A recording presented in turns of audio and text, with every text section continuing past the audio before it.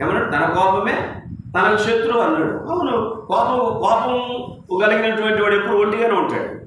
ఎవడు వెళ్తాడు ఆయన దగ్గరికి?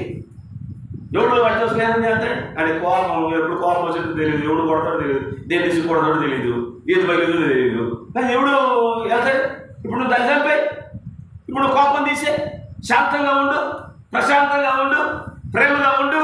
ఇప్పుడు నీ దగ్గరికి అనేకులు వస్తారు, నీ దగ్గరికి అనేకులు వస్తారు. అది ఫలింపు, అది ఫలింపు. ఒంటిగా ఉంటే ఫలింప, ప్రయోజనము శూన్యం. దేవుని వాక్యం ఏమంటుంది?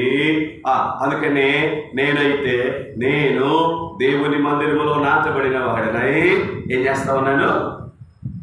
ఆయన ఆవరణలో వర్ధిల్లుచున్నాను అంటున్నాడు. నాటబడి, మందిరంలో నాటబడి. మనం మందిరంలోనికి దేవుడు వస్తున్నామంటే చంపబడ్డాం కాబట్టి వస్తున్నాం. చంపబడకపోతే మనం ఎందుకు వద్దాం? అందరూ మనమేనా ఉంది?